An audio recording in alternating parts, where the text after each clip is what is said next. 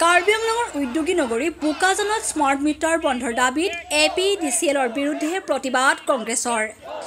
APDCL বোকাজানৰ প্ৰবন্ধকৰ জৰিয়তে সংশ্লিষ্ট বিভাগলৈ স্মাৰকপত্ৰ প্ৰেৰণ কৰা হয়। তৰফৰ পৰা আমি এটা প্ৰটেষ্ট প্ৰগ্ৰাম লৈছোঁ স্মাৰ্ট মিটাৰ বিৰুদ্ধে। স্মাৰ্ট মিটাৰ যিটো ইনষ্টলেশ্যন যিটো পলিচি লৈছে এইটো গণবিৰোধী বুলি আমি কৈছোঁ। কাৰণ বিজেপি চৰকাৰে নিৰ্বাচন সময়ত ইলেকশ্যন সময়ত MP ইলেকশ্যন হওক MLA ইলেকশ্যন হওক বিভিন্ন ৰাজ্যত গৈ কয় যে আমি 200 ইউনিটলৈকে আমি ফ্ৰী দিম, ক'ৰবাত 300 ইউনিটলৈকে ফ্ৰী দিম বুলি কয়, কথা দিছিলে।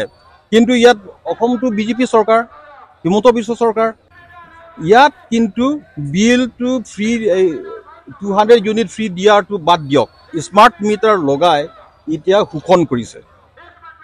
এতিয়া চৰকাৰ ডিউটিটো হৈছে ৰাইজৰ সমস্যা সমাধান কৰা, কিন্তু তাৰ বিপৰীতে আমি দেখিছোঁ চৰকাৰ এতিয়াতো সমস্যাটো আৰু বঢ়াই গৈ আছে, ৰাইজক শোষণ কৰি আছে, লুটি আছে।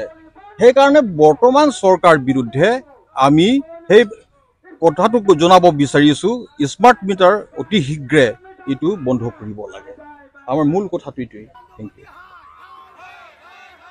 আমাৰ APCCৰ নিৰুদেশ মুৰ্মে আজি আমি জিলা কংগ্ৰেছ তথা আমাৰ ব্লক কংগ্ৰেছ আৰু মণ্ডল কংগ্ৰেছ পৰ্যায়লৈকে আজি আমি এটা প্ৰটেষ্ট ৰেলী হৈছোঁ এগেইনষ্ট আমাৰ স্মাৰ্ট মিটাৰ এগেইনষ্টত।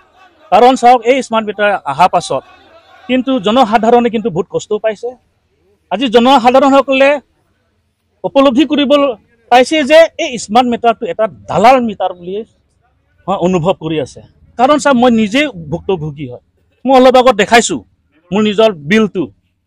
যোৱাবাৰ মোৰ অল্ড মিটাৰত 2222 ৰুপিজ বিল আহিছে, কিন্তু যেতিয়া স্মাৰ্ট মিটাৰ লগাই দিয়া হৈছে এই মাহৰ বিল, আগষ্ট মাহৰ বিল আহিছে 9227।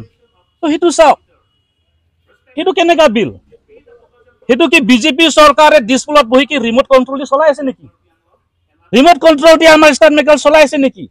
সেইকাৰণে ইয়াত জনসাধাৰণে কিন্তু এটা সন্দেহ প্ৰকাশ কৰিছে যে আমাৰ APDCL চৰকাৰৰ মাজত কিবা কেলেংকাৰী আছে নেকি, সেইটো আমাৰ অভিযোগ। সেইকাৰণে আমি আজি এই প্ৰচেছনত এই ৰেলী যোগেদি আমি জনাব খুজিছোঁ আমাৰ APDCL আৰু এই চৰকাৰক যাতে জবৰদস্ত যাতে বেনিফিচিয়াৰীসকলক যোনে নাকচ কৰিছে যাতে স্মাৰ্ট মিটাৰ যাতে নলগায়।